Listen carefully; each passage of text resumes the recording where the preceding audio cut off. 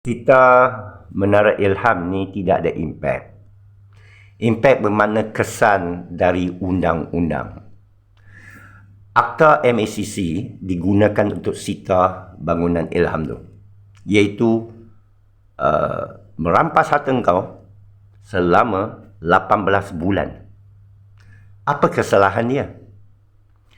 Kalau akta AMLA, iaitu money laundering, cuci wang, awak boleh sita harta seseorang tu yang ada tuduhan AMLA selama 12 bulan.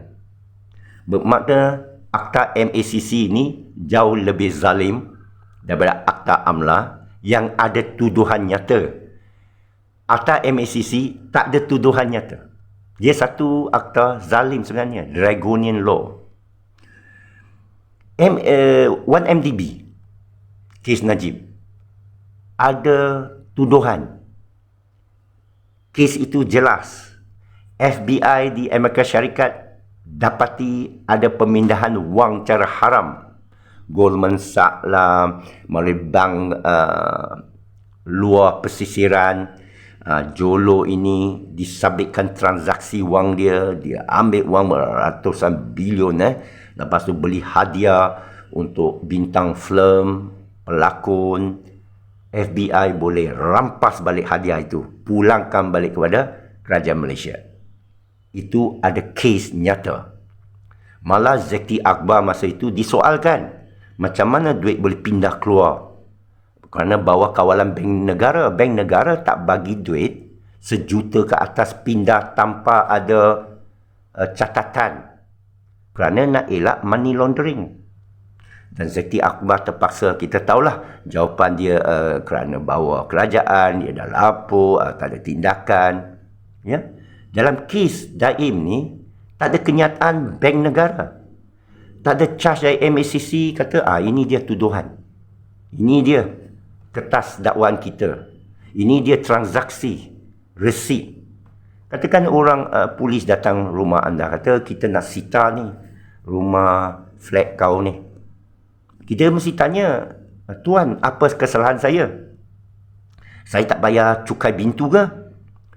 Saya ada buat kerja haram dalam rumah ini ke? Tak ada. Ini akta MACC 18 bulan. Lepas tu kita boleh minta ke mahkamah, lelong terus. Atau awak kena tunjuk sebab mengapa kita tak boleh sita. Itu akta MACC. Wih, begitu ke? Macam mana kamu rasa? Impaknya negatif. Kesan dari segi undang-undang tak ada. Kalau begitu, kenapa kita tak sita semua harta alung, semua harta kartel, semua gangster-gangster ni? Kita kata mafia ni, Cina ni, ya, Cina. Sesiapalah, saya bukan resis.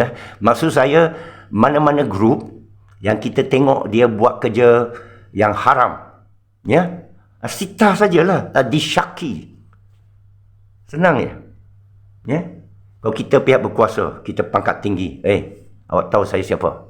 Saya boleh buat apa? Kerja something ini kita tak mau. Kita nak buang budaya ni. Impak dia negatif. Impak positif ialah seperti mana frasa, justice must not only be done, but must be seen to be done. Keadilan bukan saja perlu dilakukan, tapi perlu nampak dilakukan. Okey. Kes 47 tuduhan.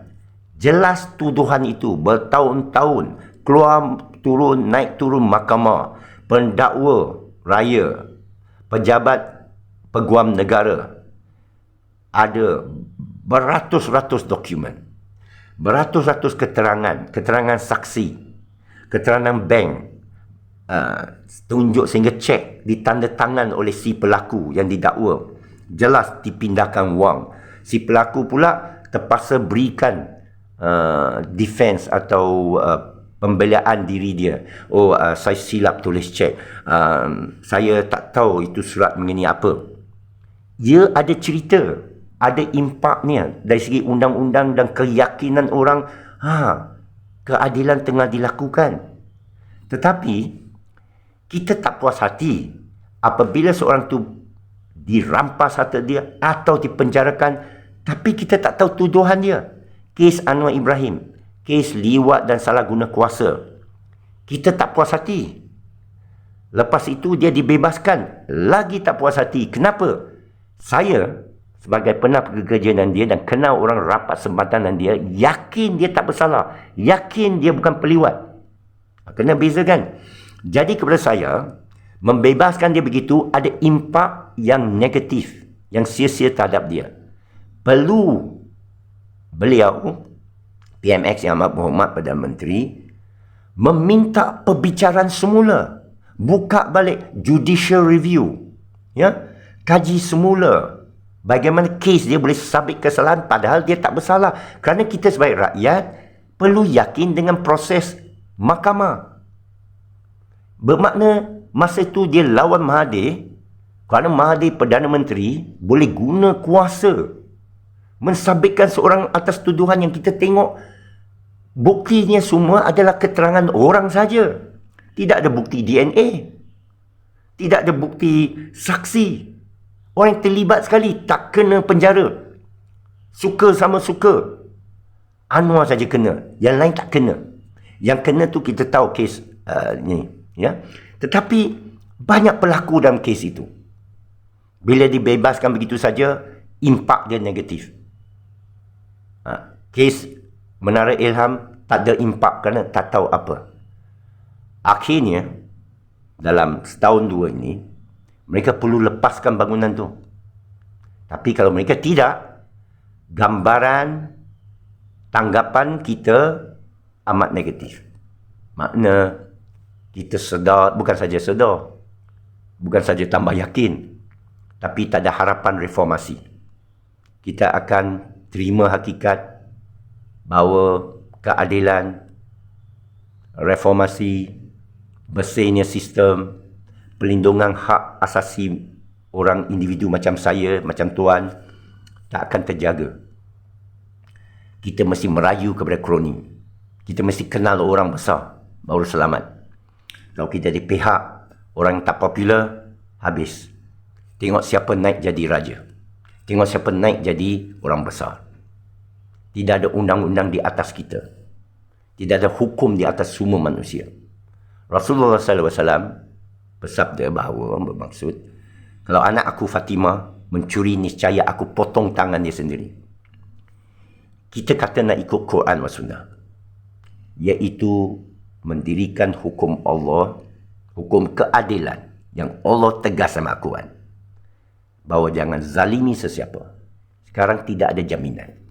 Awak dan saya nak merayu kepada apa? Kita minta reformasi pada sistem, bukan pada orang. Kerana satu hari bukan PMX, mungkin PM Sarawak, kita nak dilindungi undang yang sama. Besok PM Ustaz Abdul Hadi Awang, kita tak kisah malaikat ke Imam Mahdi ke jadi Perdana Menteri. Besok 2024 Imam Mahdi muncul, tak kisah siapa pun jadi Perdana Menteri. Saya mau diri saya, keluarga saya, anak-anak saya, kawan-kawan saya, orang baik, dilindungi undang-undang.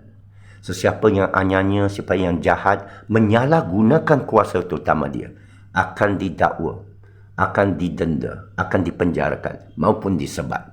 Penyalahgunaan kuasa lah manifesto Parti Keadilan Rakyat PKR, iaitu direformasikan kerana salah guna kuasa. Yang berlaku kepada dia, yang dia dakwa berlaku kepada ramai orang, kita mengaku hari-hari berlaku.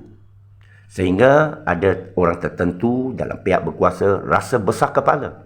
Dia boleh berlaku sewenang-wenangnya. Penyalahgunaan ini juga berlaku dalam agama. Tak kisah mufti ke, AJK masjid ke, dia rasa dia boleh keluarkan satu fatwa yang cuai. Harus tapi wajib. Padahal dia tak tahu di mana kita nak merayu. Itulah saya kata, impak Akta MACC merampas atau sita harta bangunan Ilham Daim Zainuddin ini tidak ada impak langsung. Sekian, Assalamualaikum.